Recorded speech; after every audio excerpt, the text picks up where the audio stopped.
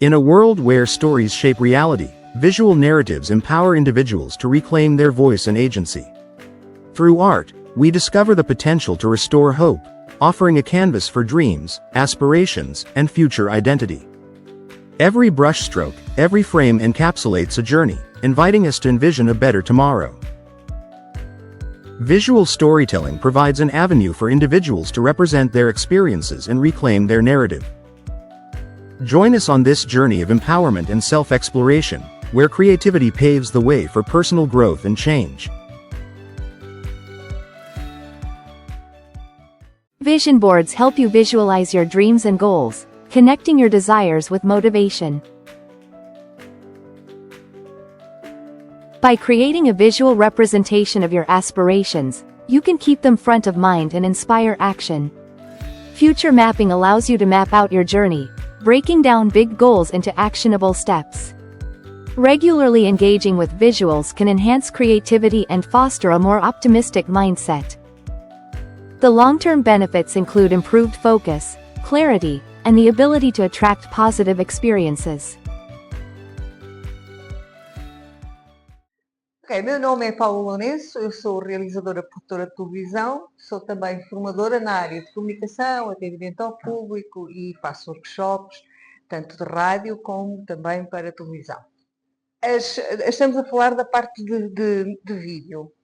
O vídeo para o Insta tem um formato próprio, tem uma forma de realização e tem uma forma de abordagem mais dinâmico, mais ativo. Já tem que ter um bom fundo, tem que ter um bom cenário atrás, que é extremamente importante. Depois tem que ter uma boa colocação de voz, se por acaso a pessoa aparece, tem que ter algum cuidado com o tipo de roupa que traz para o cenário que também está atrás de si. Tudo isso são os pormenores antes, digamos que é uma espécie de produção. Depois disso, o contar a história vai depender muito de como é que nós queremos. Se é uma história para que público? Se é para um público mais jovem, a forma tanto de abordagem terá que ser dinâmica, terá que ser mais rápida, terá que ser com mais imagens, com muita imagem, sobretudo. Se for para pessoas com mais idade, a situação já terá que ser diferente, terá que ser determinado artesanato, por exemplo, que as pessoas gostam muito, a mostragem de workshops de artesanato, etc. A forma de mostrar as coisas depende sempre do público que eu tenho à minha frente e se eu quero uma passagem muito rápida ou muito curta. Para um Insta, quanto mais rápido, curto e de imagem, com mais imagem, melhor. Como o storytelling em vídeo pode ajudar alguém a se ver de outra forma? Não percebi. Como o storytelling pode ajudar alguém a se ver de outra forma? É assim, nós com os vídeos fazemos autêntica magia e colocamos as pessoas a verem o que nós queremos e da forma como nós achamos que é melhor. Se nós achamos que é importante, por exemplo, mostrar aqui, eu dou um bom exemplo aqui da galeria. A galeria tem obras fantásticas, coloridas, extremamente bonitas visualmente e com artistas que já estão a fazer carreira e alguns já são conhecidos aqui na Madeira. Se eles próprios quiserem fazer um vídeo sobre os trabalhos que têm, se calhar colocar alguns detalhes, alguns pormenores sobre determinada obra, saber quem é a pessoa, divulgar um pouco da pessoa, como é que ela funciona, como é que ela aborda e ser de uma maneira bastante, em alguns momentos, ser detalhada. O detalhe às vezes é muito importante. A pincelada, por exemplo, mostrar como é que pinta, como é que usa o pincel, como é que usa, portanto, como é que são os seus gestos na pintura. Às vezes tudo isso faz a diferença. Toda a gente que dá a cara tem que saber que se está a expor e, obviamente, quanto mais natural for, melhor. Quanto mais usar a sua linguagem corporal, que tem que ser correta, ou seja, não pode estar com uma cara do tipo mal disposta ou cheia de, não é, com as sobrancelhas cá em baixo, com os braços todos cruzados, a olhar de lado. Se fizer isto, é evidente que não vai conseguir passar nada. Portanto, eu tenho que também, se eu quero passar, vamos imaginar que eu dou um curso sobre bem-estar. Eu não posso convidar as pessoas para um curso de bem-estar e dizer, venham, que eu vou-vos dar um bem-estar. Ninguém acredita, toda a gente foge. Por isso, o que eu tenho que fazer é exatamente ao contrário. Eu tenho que abrir os olhos, tenho que colocar uma postura de brilhante, shiny, e dizer, venham, dou-vos um curso de bem-estar e de certeza que vão ficar melhores. Ou seja, eu tenho que usar a minha linguagem corporal, a minha linguagem verbal, de acordo com aquilo que eu estou a dizer. Por isso, altera, sim. Eu sou capaz de conseguir. Eu posso fazer 16 segundos no Insta e ter 10.000 visualizações. Vai depender da forma como eu abordo, da minha voz, da colocação da voz, se ela está aqui, parte emotiva, se eu estou com ar doce, se eu pretendo passar algo mais simpático, mais doce, mais emotivo, mais apelativo, ou se eu pretendo apenas passar uma informação um pouquinho mais seca, entre aspas. Vai sempre depender disso. E às vezes, eu falo por experiência, 16 segundos podem dar imensas visualizações, centenas, e às vezes 1 minuto ou às vezes 1 minuto e meio, as pessoas fogem rápido, porque às vezes muito grande, muito comprido, não resulta. E como as redes sociais influenciam ou potencializam esse tipo de narrativa visual? O como? Como as redes sociais influenciam ou potencializam esse tipo de narrativa visual? Elas influenciam muito se eu souber usar como deve ser. Se eu tiver, para além do algoritmo e dessas coisas todas, e de eu saber que é melhor fazer e colocar os vídeos, e colocar as imagens já em determinada hora, etc., porque o Instagram tem essas coisas. Por exemplo, eu falo mais do Insta porque eu estou mais habituado ao Instagram. Não quer dizer que no Facebook não resulte. Mas eu tenho que ter a noção de que eu posso, com uma simples imagem, eu posso modificar, posso não modificar o pensamento completo de uma pessoa, mas sobretudo posso fazer com que essa pessoa, com que determinada pessoa, se calhar se sinta um bocadinho melhor. Há muitos vídeos, por exemplo, no Instagram que têm feito imenso sucesso, de pessoas que, por exemplo, agora em cheias, que nadam para ir buscar um cão que está em cima de um tronco de árvore e que nadam e toda a gente fica com o coração muito quentinho porque veem que o cão foi salvo e que aquele homem é um herói. Situações, por exemplo, um dos vídeos que está com imensas visualizações, milhares de visualizações, é um homem com alguma idade que já não consegue andar muito bem e o cão dele, de forma, penso eu, por amizade, anda tão devagar quanto ele. Andam os dois muito devagar. Ele anda devagarinho e o cão vai parando e vai olhando, olha para o dono para ver se o dono está parado. Se o dono está parado, ele também para. Ou seja, isto faz com que as pessoas digam, ai, é tão bom, ai, que maravilha, quero uma coisa assim, quero ter um momento destes. Por isso, nós podemos alterar um bocado para o lado positivo, espero que não para o lado negativo, que é mau, mas para o lado positivo nós podemos transmitir muita coisa e podemos apelar a muita coisa boa e podemos também divulgar aquilo que nós pretendemos. Por exemplo, a arte. Nós estamos aqui num sítio fantástico, que é esta galeria, que tem obras lindíssimas, tem obras incríveis, de grandes ou de pequenos, não importa, mesmo que sejam anónimos, pintores e aqui que estão cá na região, ou que pelo menos vivem por cá, e eles têm muita coisa para dizer. Alguns deles, eu cito o Marco Milevski, que eu conheço bem, porque conheço bem a obra dele, mas o Marco Milevski vive muito da imagem, cada obra dele faz com que nós paremos e pensemos, que engraçado, eu quando era miúda, por exemplo, quando era miúda, falava com as minhas amigas com uma latinha e com um fiozinho do outro lado dela e falávamos alô, alô, alô, alô, não dava nada, mas pronto. E ele tem algum desse género. Isso faz com que nós, quando olhamos para aquela obra, nós começamos a querer sentir também isso. E ele faz sentir, ele faz com que as pessoas sintam. E os vídeos também passam sentimentos e também passam quase cheiros.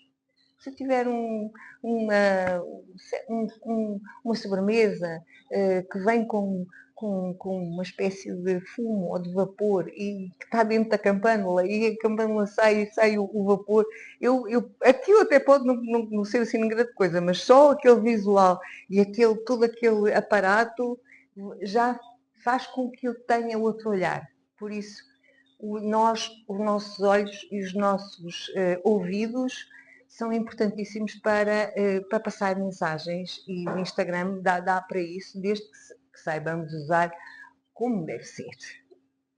O meu trabalho, basicamente, eu sou formadora certificada e o meu trabalho é basicamente saber dar algumas dicas e sugestões de como comunicar melhor, como atender melhor as pessoas, como falar com as pessoas, como passar imagens ou passar sentimentos ou passar alguma disposição para que as pessoas ouçam aquilo que eu estou a dizer. É extremamente importante porque a maior parte das pessoas não consegue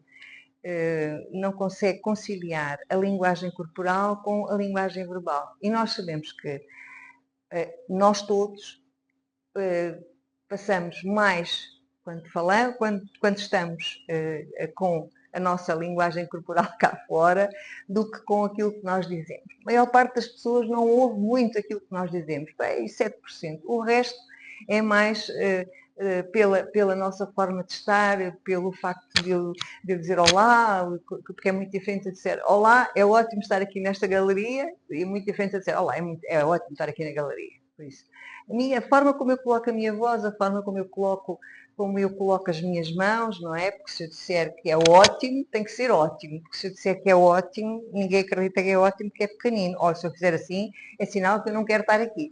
Por isso, o meu trabalho é, sobretudo, preparar pessoas que estão nas universidades, preparar pessoas que têm contactos com a televisão, contactos com a rádio e simplesmente têm contacto com o público. E este é o meu trabalho, é colocar aquilo que eu costumo chamar shining, fazer com que as pessoas brilhem mais. E é esse o meu objetivo nas formações que eu dou, tanto individuais, de caráter sigiloso, como também naquelas que são em público, como aliás fizemos. Eu fui convidada aqui pela Sveta e foi um prazer e um privilégio enorme. Eu e o José Eduardo fizemos um workshop sobre podcast, exatamente, para explicar às pessoas o que é necessário fazer para nós fazermos um podcast e para ficar bem, para funcionar bem, porque tudo conta, desde a voz, desde o que está atrás, desde o que eu quero mostrar, etc. São estes pormenores todos que, com algumas horas, se consegue depois fazer uma boa apresentação e depois não é só isso, estarmos melhores connosco também, porque gostar de nós é ótimo. Se nós gostarmos de nós e depois gostarmos dos outros e do universo, bate tudo certo.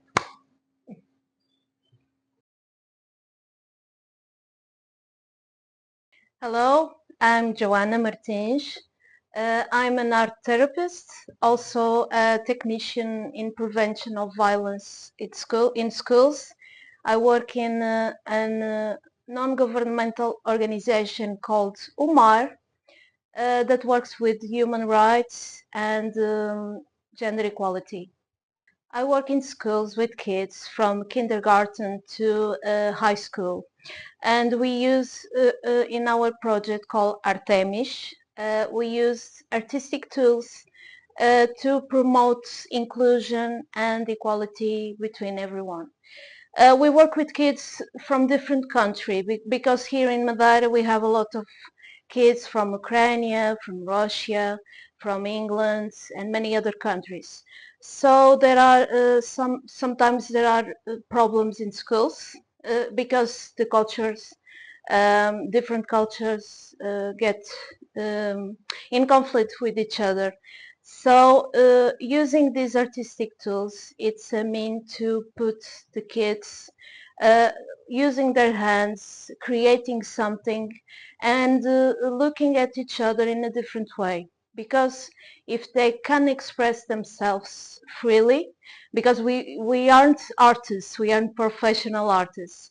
We don't want the kids to do artistic works for a display, for a gallery. We want the kids to express themselves what they are feeling. And so kids expressing themselves freely, they start to look at each other like similars. Okay, so we have a kid that expresses an opinion or a hobby he loves, for instance, and the other kid from other country says the same thing. So they start to build bridges between them, and uh, vocês cortam esta porta, ok?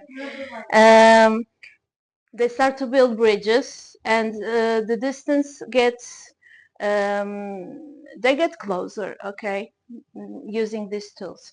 So they start to also to find their own identity, because kids are growing, are learning new skills, also trying to adjust to difficulties like familiar issues, family issues. Sometimes they come from families where there is violence, domestic violence at home. Sometimes they are like fighting each other at schools because of stupid things like bullying. So these kind of artistic tools permit them to express themselves, express the feelings, and also what they are hiding behind the masks they use every day to survive. So it's like something very particular to access the feelings and emotions of the kids, and trying to work against violence and try to deconstruct the wrong ideas they have of each other, and promoting equality and inclusion between everyone. Okay, so we use different artistic tools because there are many means for the kids to express themselves and to access to their own emotions. For instance, we use a lot of games. So one example is they draw their own hands, and in each finger they say something about them, something they fear, something they wish, something they would like to change, how are they feeling today. And then they color the hands, and through the colors we can see really what are they feeling, how are they personally, because each color can express a feeling, can express a way of being, so it's very important to them. So sometimes these exercises are not shown to everyone. Sometimes they are private. They can express themselves if they wish to the whole group, but sometimes they only express themselves to us, and we see the exercise and then we talk with them in particular. Sometimes when we see something that can be happening serious in that kid's life. So other example are like arts like dance, like singing, like theater, performances, everything connected with it. So video too, because they love to make videos and interview other people and do performances and then record, like doing, for instance, I had a group that did a report, a news, like showing different problems that exist in the school. They love to represent other characters and express themselves through videos too. Um, this is very important for them because sometimes they don't have confidence. They think they can't do that. They don't have enough skills to do good work. But when they start doing it, and we are only giving them the orientations, the tools, they start discovering, okay, I can do this. I am good at this. I can develop these skills and get better. They get more confident, more empowered when we give them the tools and give them the abilities and the strength to go forward. So it's very rewarding for me, for my colleagues to see that, to see like the kids are starting to grow in the front of our eyes through art, always through art. Sometimes there is a wrong, how do we say, sometimes we think that art should be like perfect, should be like professional, like the teachers from visual arts, but we go against that a bit because we think in this kind of projects to promote human rights, promote gender equality, we need to give freedom to the kids. They need to express themselves freely, because without that we wanted access to their lives, to their personality, to the issues they are going in their lives. So it's something very important to us. Also, we use pedagogical methods together with artistic methods, because we are like working in schools. We try to adjust also to the teachers, what the teachers need, how should we, what themes should we talk with the kids. We do some introduction and then we start working artistically. So it's like a work that starts from the basics. Okay. So art for me is very democratic, because I work with different publics, from kids to elders, and the elders also have some issues with art because they think they are not able to do a drawing, or they cannot write. We find still in Madeira elder people that can't write. um, so it's like sometimes they oh, how will I do this, what you ask me to do. So when we work with art therapy, we must like put ourselves in their places, empathy, because if we don't do that and we use the same exercise for everyone, it won't work. So we must adjust to the people we have in the session.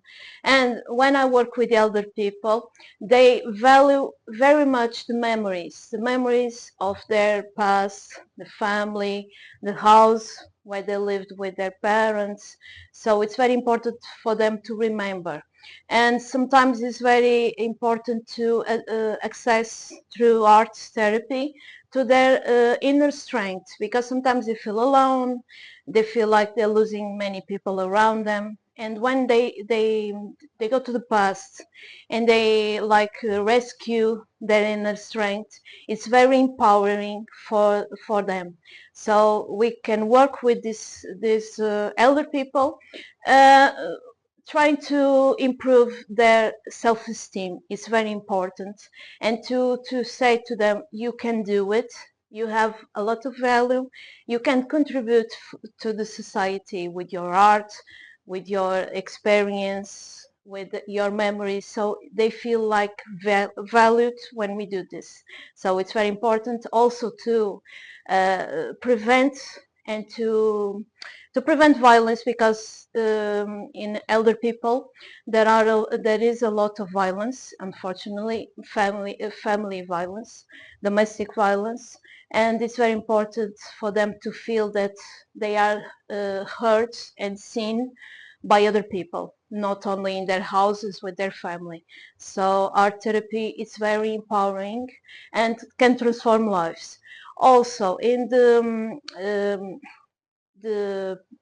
people who have illnesses, like women with breast cancer, for instance, it's very empowering too, because they can express what they felt during the process, and how are they feeling now when they started and when they are ending the process of healing. So it's like using art to express themselves through art is very empowering, because they release their emotions into the artistic products.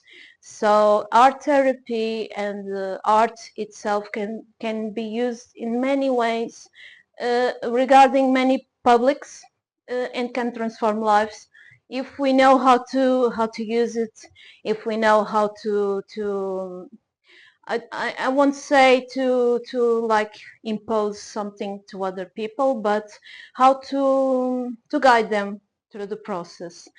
So it's very important when we do this that we have formation, that we are trained in art therapy, and also some psychological skills, because we must always look into the other person and see, okay, I have to adjust because this this woman is suffering still, or this elder lady is like feeling alone, and I must protect also the feelings of those persons, the people. So, já estou a falar muito. So it's like, for me, for us who work in these areas, it's very, very important to connect with everyone in a deep connection with everyone. It's not something shallow, it's like deep. Art is deep. Even if we are only drawing some lines or colors or whatever, but it's deep because it goes to our inner self. So we must respect when someone wants to share to everyone what they did, what they chose, the words, the colors, etc. But we must also respect when someone cannot explain what they did, and sometimes we feel like emotional releases when someone looks into the artistic product she or he did and starts crying. So it's like we must be responsible too when we do these sessions. So this is an example of something everyone can do at home. It's like a personal portrait. We start by doing some relaxation, meditation, or a deep breath for a few minutes. And then when we are calm, we can start like picking a card and choosing some images we have around us in magazines, newspaper, like printing something, photographs we have at home, and then start making our portrait, like things that represent us, things that we feel we are now. Okay, so here in my portrait I have some symbols that represent me, something that I identify myself with, butterfly, Celtic symbols because I love Celtic culture, I don't know why. And also I have a poem I did that talks very much about what I am feeling now, even if the poem was written a few years ago. And like quotes, photographs of traveling, and other images that I feel like, okay, I will put this here. And then after, when we end the portrait, we can write what we want, what we feel we should write. We can look we can focus on the result and see, okay, this is very interesting. I didn't know why I chose this poem, but then it made a lot of sense. Also, I don't know why I chose the pictures that are here, but when I look into it, it makes a lot of sense. And sometimes it's like our subconscious talking to us. Okay, so it's a simple exercise we can do with a smaller piece of paper. It's not necessary such a large card, but it's like an example of something to know ourselves that we can do at home. Hi, my name is Anna, and I'm a psychologist and a coach. And in my practice, I work both with the conscious mind and with the subconscious mind. But today, we will talk mostly about the subconscious mind and how we can access it and how we can connect to it and indeed heal it, even in a situation of a very difficult life period, such as immigration or relocation. Or maybe you're a person who works with those people and you want to support them. So today we're going to talk about how our unconscious mind can help us make this experience really joyful. So we all know that traveling is one of the favorite things that people do. Whenever I ask somebody, if I give you $1 million, what are you going to do? everybody says, I'm going to go travel. However, relocation and immigration is a totally different thing. Like, that is actually considered to be one of the scariest things. Losing your home, abandoning your friends, your maybe family, starting a new life. That can be truly, truly terrifying. However, there is a certain statistical difference in how people understand this relocation, how people emotionally react to relocation. So general rule is, the younger you are, the easier it is for you to relocate. The easier it is for you to start a new life, learn a language, find new friends, master a new job. And so that's why people who are younger, they have much easier time relocating. But this is actually something we can tap into. Because why is that? Well, younger people have usually better contact with their inner child. An inner child is the part of us that is more curious, more open, more adventurous, especially if the inner child feels safe and secure. It can really make any experience, any travel, any relocation, an amazing adventure.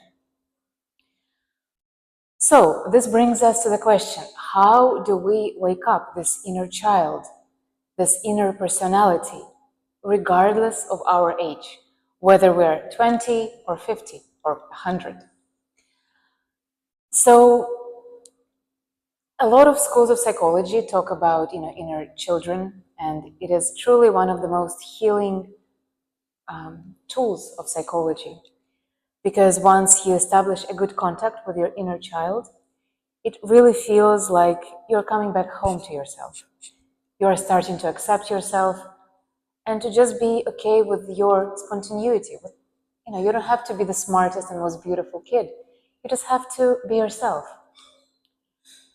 So this mostly comes from internal family systems, and I highly encourage everybody who wants to have some more spontaneity in their life, some more creativity, to establish the contact with their inner child. How it is done, that's a whole big topic, and usually that is something you work with a psychologist.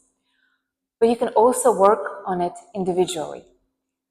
Maybe one of the things is to start noticing when your inner child feels shy, when you feel, like this. And all of us feel that sometimes, when we're in a new group of people, or when we come to a new country, or when a teacher in class asks us, what is the right answer? So when you notice this feeling that your emotional part is starting to contract, starting to hide, starting to pretend, and often pretend to be a nice child, an adaptation of a child. At this moment, we should be very attentive, we should be very mindful. And first step is to notice it and really be like, oh wow, in this moment, my natural expression, who I truly am, is being covered, is being hidden. And in this moment, be like, okay, this is my chance to change something in myself. So, once again, there are many, many different practices to help yourself in that moment. But one of my favorite ones is to do a self-hug. So how do you do that? So you basically hug yourself. And you allow yourself to feel this self-embrace. And at the same time, you also use your language capacity, your mental capacity, your conscious mind. And you tell yourself, even though I feel ... scared, confused, ashamed, ugly, stupid, whatever it is, even though I feel ... I still love, accept, and forgive myself. And you repeat it a couple of times. So this exercise works, you can say it out loud, it's better, but you can also just say it in your inner voice. Say you're at a party and everybody is talking about something you have no idea about, and you feel awkward, you feel out of place. You can do this for a little bit and just breathe deeply and say to yourself that even though those people don't pay attention to you, it's still okay to be me. Like, I'm still accepting myself. But then don't forget to open your hands, because that is an open position. So, in general, I would say that if you want your relocation, your any kind of traveling, any kind of learning new language, getting a new job, doing your taxes, if you want that to be more enjoyable, try to wake up this inner child persona and ask yourself, how can this be fun? How can this be like an adventure, an experience where I learn something new, something exciting? Like, really try to tap into your inner child's energy, because he or she will make your experience much more enjoyable. However, if you do not feel the connection with your inner child, there are many techniques which you can find online, including internal family systems, that will talk about how to bring forward your inner child and establish a healthy connection with him or her. There are things you can do with a psychologist and things you can do with yourself, just by allowing yourself to be you. So let's hope that this experience helps you. Okay, let's say you've traveled, immigrated to a new country, and you're going through all the normal steps. You go to the embassy to get your visa or your citizenship card, or you're trying to get a job, you're trying to learn a new language, new cultures, new traditions. And as you're doing that, oh yeah, finding a place, you have to find a good place to rent, etc., etc. Like, it gets really confusing and scary. I know that because I've been through that myself. At some point in this process, usually very early on, you might start feeling like a knot, usually inside your stomach, but sometimes inside your chest or throat. Different people have it in different places. And this is essentially some heaviness, some kind of emotion that is trying to come through. Usually this emotion is fear. Fear that I'm not good enough, that I won't be able to manage, that something bad will happen, that my child will get into trouble, that I won't have enough money. Or maybe it's anger, that I have to go through all of this again, like, this is not fair, this shouldn't be happening to me. Or many other negative feelings. So the thing with feelings is that they are a response of our system to the external world. They are a sign that something is not going well, that something needs to change. This is basically the main purpose of our emotion. They're the feedback loop that helps us navigate with our environment. But say we understand this, and yet the knot, like a black blob of something, is still in our stomach. What to do with it? Once again, many beautiful techniques, but one of my favorite ones is from art therapy. And it brings together both art therapy and active imagination. So we know that this emotion it's trying to warn us about something. So for example, fear obviously tries to warn us about danger, about this situation can be dangerous for you. You can, lose all your money. You can, be really, really unhappy. You can sleep on the street. So, there is this feeling that is trying to warn us about something so that we avoid danger. And the thing is, rationally, we can understand that, no, it's okay. Like, this is not going to happen to me. This is like really extreme scenario. You're just being too anxious, But the feeling is still there because it's not a conscious response. It is partly rooted in the unconscious mind. So the best way to work with it is not actually using mind. Although some schools, especially cognitive behavioral therapy and action and commitment therapy, can be very, very good with this. But today I'm going to tell you how to access it through your unconscious mind. So this is going to be a drawing exercise. Please take a piece of paper and maybe some paints or crayons, really doesn't matter, or just like a pencil and a pen, enough. If you're hearing, oh yeah, but I can't draw, like I'm really, really bad at this, it does not matter. But what I want you to do is to talk to this emotion through drawing. So how are we going to do this?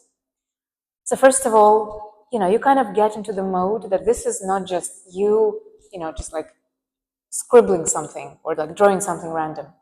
This is actual therapy work right now. So you dedicated some time, maybe half an hour, maybe an hour, when you're not disturbed. So then you sit at the table, you have your paper, your pencil, and you close your eyes and you remember the feeling. And you ask yourself, where is this feeling most intense in my body? And so, for example, it's in my belly, like I feel it in the lower part of my belly, a little bit to the right side, maybe. And then you continue this process of seeing this emotion. Because emotion, which literally means emotion, so movement, it's a certain movement of energy in our body. So this movement will have some kind of shape, some kind of form, maybe a color. So you close your eyes and you really try to feel, what is this feeling like? So you can ask yourself questions. Okay, so it's in my belly, on my right side. Is it big or small? For example, it's the size of an orange. What color is it? Black or green? Or maybe that's not a question that you can answer. That's also okay. What is the texture? Is it smooth or sharp? What is the temperature? Is it hot or cold? And by asking yourself questions, you go deeper and deeper and deeper into that feeling. What we're doing now is we're focusing on this feeling. We're the witness, the observer, seeing this feeling. And at some point, you will have a pretty good vision or feeling of this feeling. And this is the moment where you take your pencil and you draw it.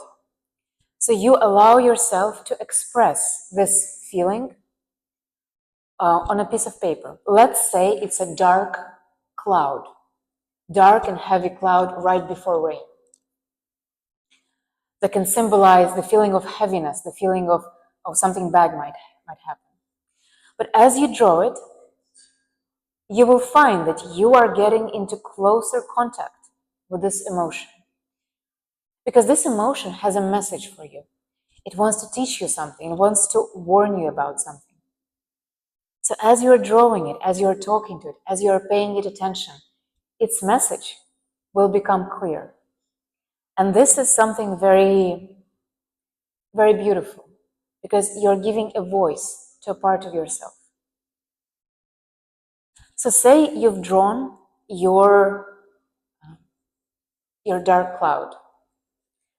And then you just take a couple of moments just to breathe, to look at this image, and to ask yourself, what is this cloud trying to tell me? What is the purpose of this cloud? What is its, why does it exist? And most often, if it's indeed, fear, it will be something like, well, to warn me about something. And then step 2 of the exercise comes in. And then you have step 2. So step 2 is, so you have your dark cloud, you know what it has been trying to tell you, like, be careful, don't open up too much, life is dangerous, just keep yourself, in check, maybe. Step 2 is then you ask yourself, okay, how can I make this cloud a little better, a little lighter, so that it feels more pleasant? A very simple question. And here you have absolutely all of imagination to help you. So maybe you want to, don't think about it rationally. It's not, what can I actually do with the cloud? Well, nothing, like I'm a human, this is a cloud. That's not the point. This is your cloud. You can do anything with it. You can draw a rainbow next to it. You can take an eraser and erase the dark parts and color it white. You can create a golden, line around it. You have absolute freedom. The only condition is, what do I need to do to make this image better for myself, so that it feels better? And you can do this as long as you want.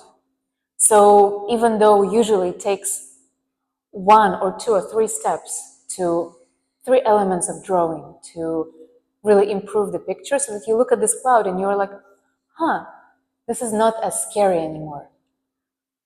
But you can continue going, and you can continue adding elements, good elements, positive elements.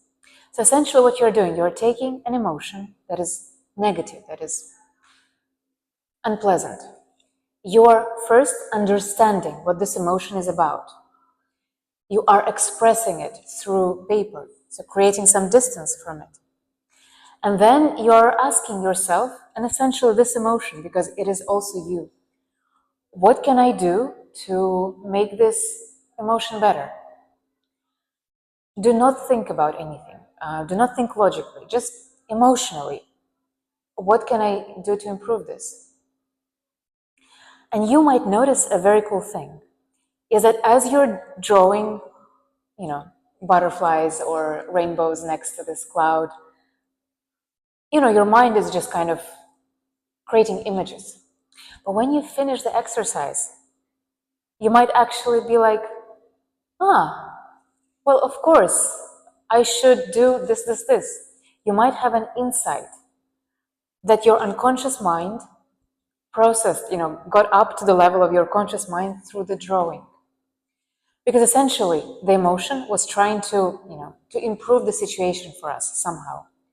We acknowledge the emotion, we give it space, and then we work with it to help it improve, to help it become more useful for us. And this can bring some really great realizations, some insights about I can maybe do this. Maybe I should talk to this person. Maybe I should, meditate more, go do a mindfulness course. Or maybe I should spend more time with my kids. This will make me feel better. So whatever it is, but usually after this exercise, you have some insight about this particular situation. Maybe not right away, maybe you need to sleep in it, but this is a great way to acknowledge your feelings and work with them. So, why don't we try to do it right now?